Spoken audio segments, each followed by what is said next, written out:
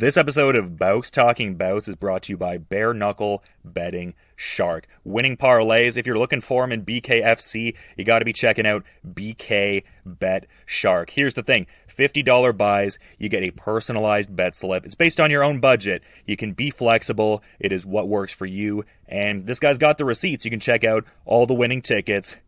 You can peep them, and you can do so at Bare Knuckle Betting Shark. Check him out on Instagram and get with it. Got them personalized betting slips going on, $50 buys. All right, on this episode of Bare Knuckle Radio, very excited to be talking to an individual who competes at BKFC 56, and that goes down on December the 2nd.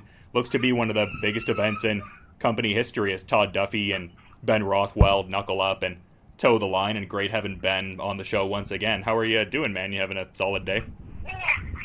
Yeah, doing great. I'm a part, again, of one of the biggest BKFC events ever. This is being touted as the biggest to date, so pretty exciting. I'm very proud to be part of it. Yeah, and especially after the last one there, like certain, I guess, similarities in as far as like some of the combatants on each card. Like, how does, I guess, this compare to the last time out in terms of, I guess, magnitude? Because like you said, I mean, could very well argue this is the biggest event ever for BKFC. I feel like they're definitely the two biggest. Mike Perry's leading the way. He's doing a great job. Kind of been named the face of Bare Knuckle, and he's just got a great fan base. He's just action. He's funny. He's got a lot going for him. He's got a lot of fans coming to BKFC to watch him. And then you bring in Eddie Alvarez to the mix, and then the last card, the main and the co-main event were stellar. And now they took the two winners and they put them together as a main event. So I think you just got two superstars going at it. I personally like both guys. It's hard for me to have thoughts on the fight because I just wish them both the best. Like I'm like rooting for both of them, and I know the fans are going to win in the fight. It's going to be a hell of a fight. It's going to be exciting. But I just don't want anything to do with picking a winner. So, the better man that night's going to win, and I'm going to be happy for both guys that they're going out and making some money. And they're going to put on a great fight for the fans. And I get to be the co-main event. I'm playing with Todd Duffee, another named heavyweight. I think people are excited to see it. Todd's had some ups and downs, but a lot of his stuff has come from getting kind of laid on the ground and MMA and things like that. There's none of that. This is straight up striking and just using our bare knuckles, and I think it's going to be a very exciting fight. He's calling for the fight of the night. I have different plans, so and then we'll see what happens. And I feel like I know what you're probably intimating there, but what are your different plans? Well, fight of the night sounds like something that's going to go 5 rounds or something that's going to just battle. I'm not there to battle. I know what I need to do, and when I do it, it's going to be one-sided. So that's my intentions. Yeah, is there something you see in what he brings to the table? I guess I ask that because you referred to him at the press conference as a glass cannon. Like, it's almost like he needs to, in your estimation, get off his offense, and if you connect on him, it's kind of, the end, as it were. Like, it's just, hey, everybody can change on a fight. We've seen it, but if you historically look, you look at all the fights, he goes out to go out on the field. I mean, he goes out hard to either finish the fight or he gets finished. He's not afraid of that, and it makes him dangerous, but then also susceptible at I messed that word up. You get what I'm saying? Susceptible at the same time to getting caught. So it's a great fight for the fans because the fans know that's what he brings to the table. He goes out, and I don't really know in his MMA career that he's had many fights go past the first round, win or lose. He's had a couple, but that's just not his thing. It's not his style. And it seems like also, at least referencing some previous articles I've seen written on you, like it seems like maybe the experience factor could be a big variable here. Like, do you feel like the fact that you're already 2-0 and he's a debutant gives you like pronounced, I guess, advantage in this fight? I mean, maybe that's a dumb question, but I mean, would he be like particularly out of his depth relative to what you've done so far?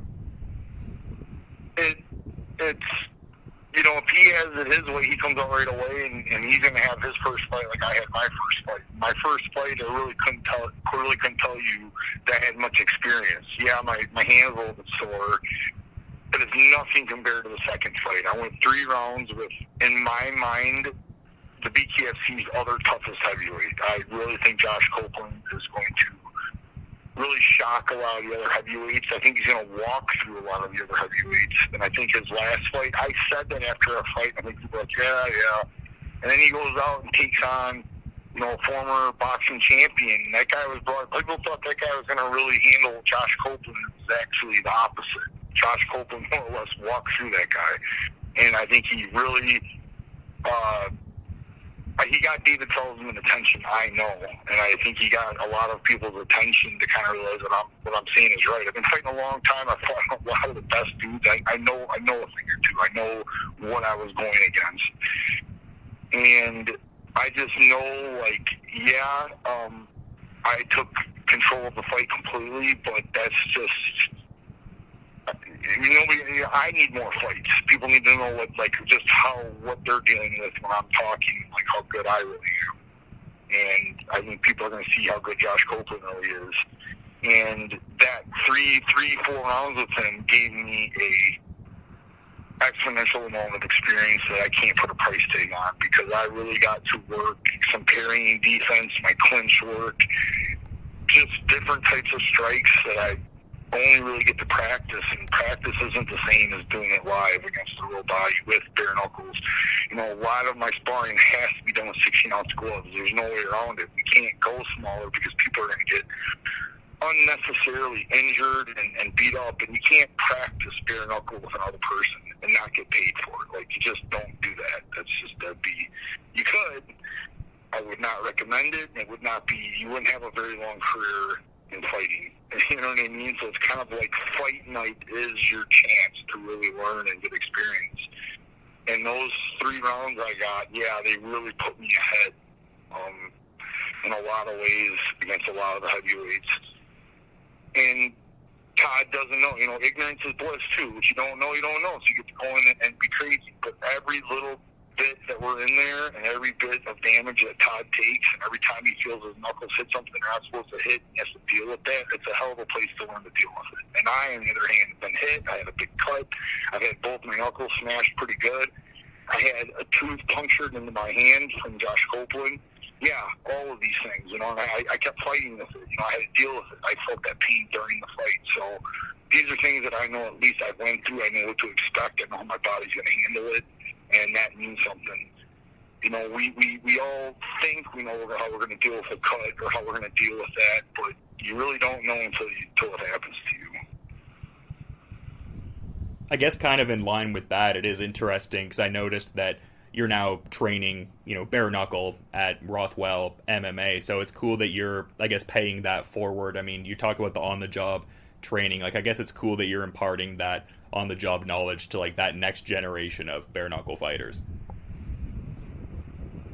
Yeah, I also throw MMA shows, and I think my next step is I want to throw some bare knuckle shows in Wisconsin. Bare knuckle's helping to get it legalized, get everything done here, and I'm going to help push it too. And if I can get a show here before bare knuckle, hey, cool. It's just going to help. It's going to make their life easier when they do decide to come here. So it's some of the things we're working on.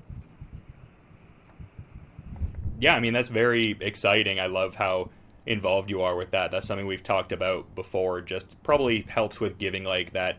I mean, you have invaluable knowledge in the fight game just as a fighter in that localized kind of way, but just the different roles you've had over the years, it seems like it would just grow that knowledge in an even more nuanced kind of way. So that's cool to hear you have the bare knuckle plans there with your promotion. Yeah, absolutely. It's a joy to give back to the community and to. I'm kind of live in a small area, so I don't have this huge base of fighters, but the ones that I got are great and value me, and I value them, and we work together as a great team. Yeah, and some interesting dynamics with your opponent here. I guess how would you characterize the temperament? It seems like you guys are understanding what, kind of fight this is going to be ultimately, but it seems like there's a certain playful kind of rapport in a certain sense. Like I was seeing the, I guess, interview that you did, like the dual interview with the Schmo, and he was kind of talking about how you ran the heavyweight champ out of town. Like it seems like there's a certain playfulness almost. Well, heavyweights, you see the lighter weights, and then you see guys that are on win streaks get very. I remember there, so I'm not downing them. I remember it was like being on a big win streak. You feel invincible. You see all sorts of crazy shit, and I'm just kind of glad to be past that. Like I said, Todd and I have been in there with some of the toughest people on the planet. We've had ups and downs, both of us, and it's a heavyweight division. So we just have this kind of unspoken respect for each other, what we've gone through. And when I described as being as business partners, ultimately, he was shaking his head like, totally understanding. Like, it's like we're trying to let people, like, we want to be funny, we want to give good one-liners, we want to kind of, he just kind of had a funny liner on me, and I just kind of sat and laughed. It's like we got to be entertaining, because at the end of the day, it's really what this is about, entertainment. But as heavyweights and the way him and I fight, it isn't the talking and all this is kind of whatever. Because we both know this is a heavyweight division, and it's all about the fight. And when him and I go out and fight the way we fight, the fans are going to be happy. And that's really all that matters. What does David Feldman care about? Does he care about the pre-ups and all this? No. He wants to see action the night of the fight. That's what this is all about. And it's about getting the Maverick Center, getting that crowd on their feet and blowing the rope off this place. Giving something for all the media to write and talk about for weeks to come. And in a very specific way, I mean, a super exciting fight, but it also seems like there's a tendril to it where it could potentially be a heavyweight title eliminator. I guess in saying that, what are your thoughts on that Arnold Adams Mick Terrill rematch for the vacant belt that's on this card too? My last fight, they put belts on the camera right after my wins. I kind of felt like I had to kind of call for it. But I really truly wasn't expecting it or nor care. I just need to kind of earn my place, and that's what I'm doing. That's what this fight is. People are, you should be the heavyweight title fight right now. I'm like, I don't even. I'm years past that stuff. I've been kind of in a situation before, and even worrying about it and thinking about it is a waste of energy and time. I know, go out and put on great performances, and things will happen. Things will line up. I got to get more of the fans excited about me. I need them yelling to Dave Feldman, this guy's got to fight for the title. Then I'm going to fight for the title. And that's when I want to fight for the title. I don't want to fight for the title, and people are like, they don't know about me. No, I want a full stadium of people behind me want me to be the champion. And then I'm going to go out and I'm going to become the champion.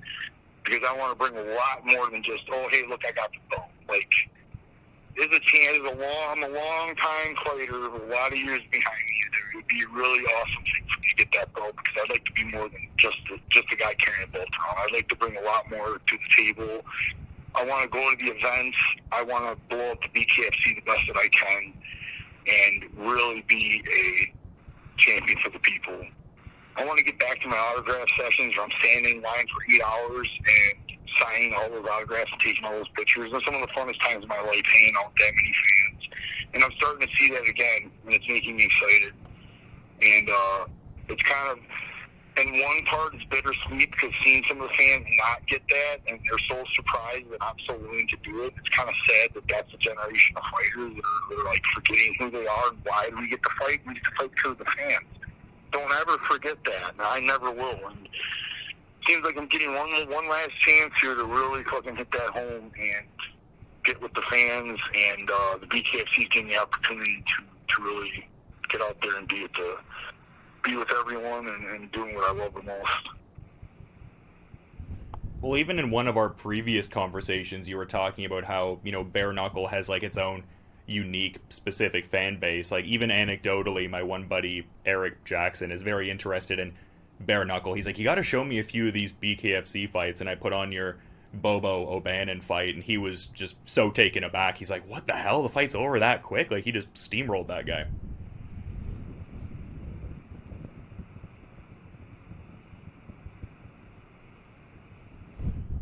But yeah, just interesting that it's sort of getting across to like those newer fans and stuff like that. So, love to see that and everything. And yeah, just a lot of cool stuff on the go, it seems like, man. And I mean, just kind of wondering, because it seems like there's a lot of different bare knuckle mediums out there nowadays. Like, it seems like there's a bit of like bare knuckle MMA out there now as well. BKFC recently did like a special rules bare knuckle Muay Thai fight. Like, what are your thoughts on, I guess, the different versions, like permutations of bare knuckle fighting that are starting to pop up?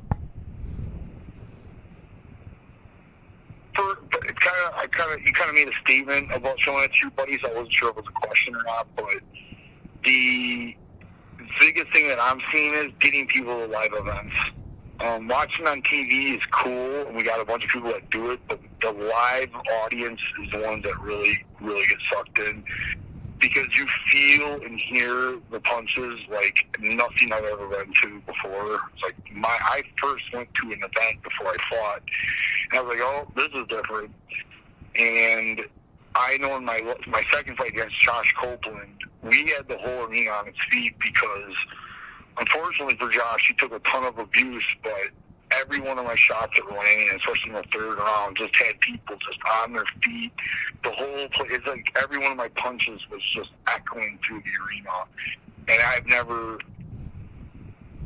in a fight, I've never, felt like I was, like when I was hitting them, and I could just tell, like, that it was shockwaves through the arena. And then after talking to people that were in the back, telling me, oh my God, we could feel those punches. It's just like something I don't know how to explain. So I think it's our live crowd that are really, really getting the fan base going, but it's still action, and people like a good knockout, even watching on TV.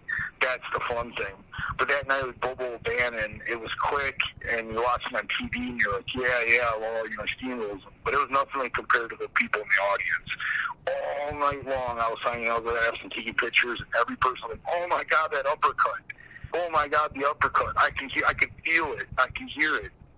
I've knocked out Overeem, I knocked all sorts of guys in the main. I've never had people say stuff like that, like telling me they felt the punch. So it makes people really feel a part of the event. Like, we're really, like, giving people memories of a lifetime, so to speak. So that is a big thing that separates itself from most combat sports. Now, to your second question about, what do I think about the other combat sports? And that's my way of describing it. I'm talking boxing, MMA, karate combat, all the other bare knuckle entities, BKFC, all of us together are combat sports. And the way I think it's awesome is my interpretation of this is international. And the BKFC is following suit after the UFC is making this an international entity, is that we've got the whole world is intrigued and excited by combat sports. That's something that even American football, as big as it is in America, and it's huge, if you go overseas in different countries, they don't know, outside of maybe a couple of the major names, they don't care about football. Now you go over and drop some fighters' names, some famous fighters, everybody, you're going on in the Philippines, parts of Europe, all around Russia, like, they know fighting, they love fighting, they're excited about fighting.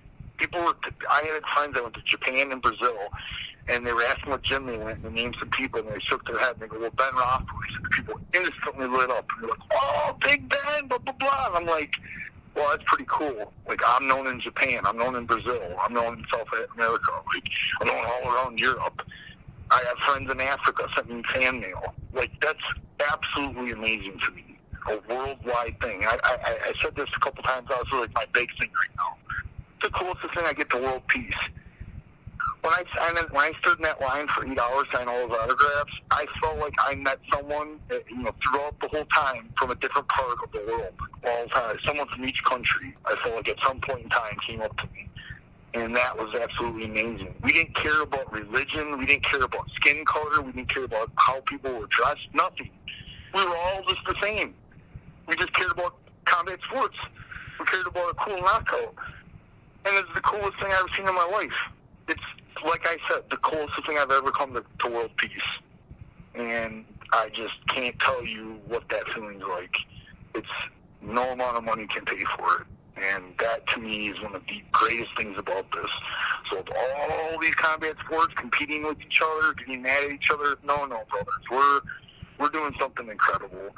And if people really get into karate combat, guess what? There's a great chance they're going to watch BKFC. People, all the UFC fans, guess what? They happen to get intrigued and kind of watch BKFC. All the boxing fans and all the YouTube, a lot of people are getting mad about YouTubers and boxing. Guess what? It's still combat sports. And if they're willing to watch Jake Paul, there's a good chance they're going to watch Ben Hoffman boxing. So I'm happy. I'm just happy about all of it. It's all, when I was 5 years old, I don't ever remember hearing anything about fighting like I do now. There was Mike Tyson for a period of time. That was about the pinnacle of that era. Outside of that, I didn't hear about kickboxing, Muay Thai, MMA, nothing. And now, today, it is, in fact, combat sports is like nothing I've ever seen in my life. And it's all around the world. It's on ESPN. It's everywhere. And the whole world's about it. And I couldn't be happier.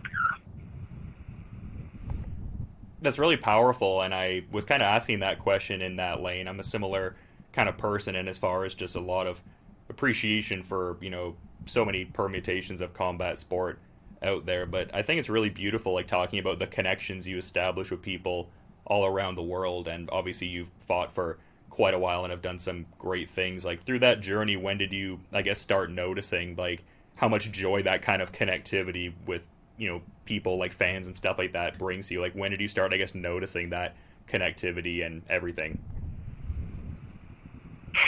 I guess I always wanted it to be there, but the truth is, it's going to be about 2015 and 2016. I was on the come up. I was on I was working on a 4-fight win streak, and it was the UFC Fan Expos. That's where I stood in line for Red Gear and signed for $8 on one Friday. I signed 2 back-to-back days. I signed for multiple companies. It was just that one day in particular. I was like, wow.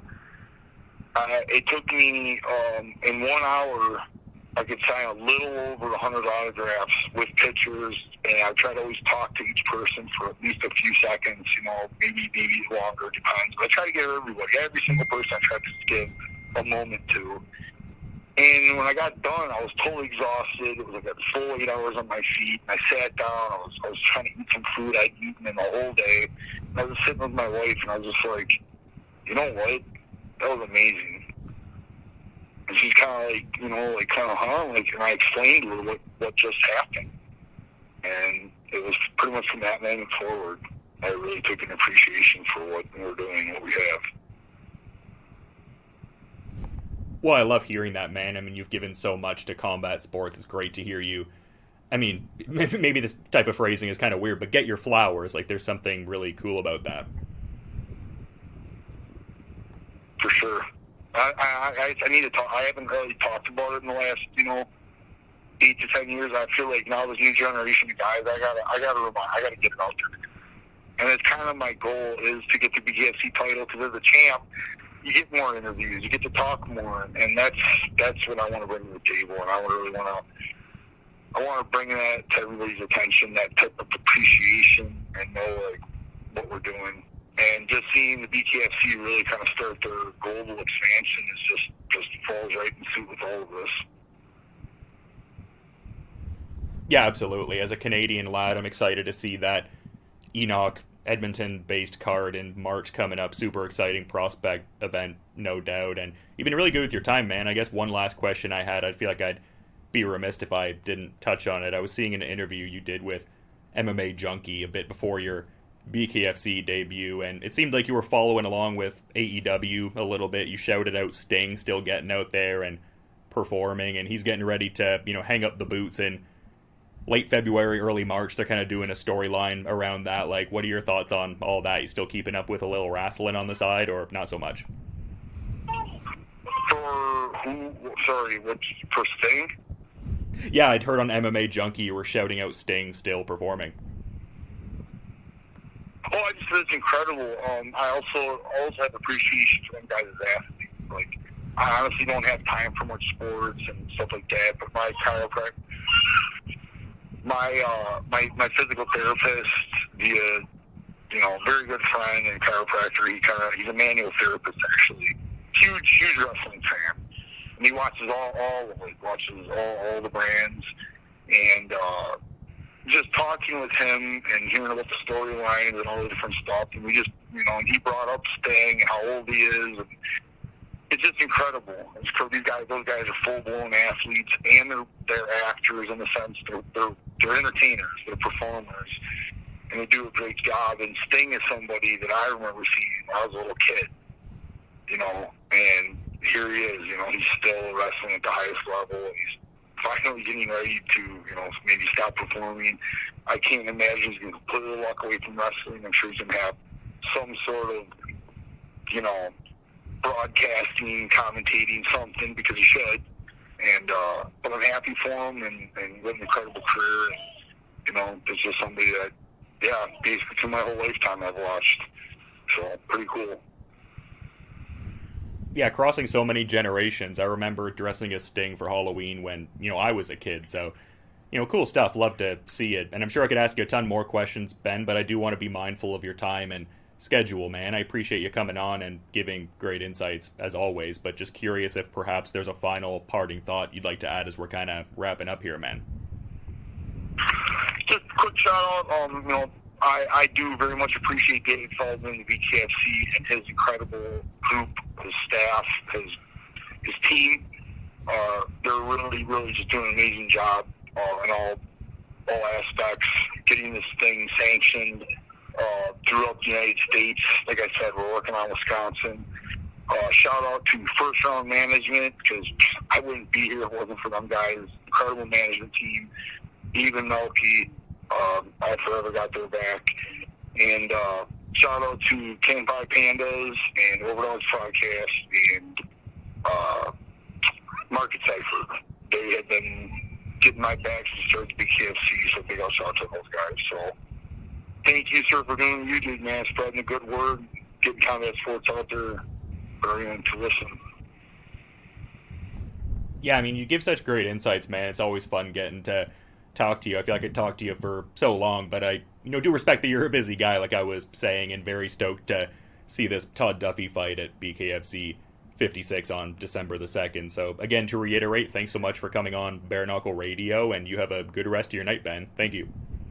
Thank you so much, sir. Have a great night. This episode of Bouts Talking Bouts is brought to you by Bare Knuckle Betting Shark. Winning parlays, if you're looking for them in BKFC, you got to be checking out BK Bet Shark. Here's the thing, $50 buys, you get a personalized bet slip. It's based on your own budget. You can be flexible. It is what works for you. And this guy's got the receipts. You can check out all the winning tickets.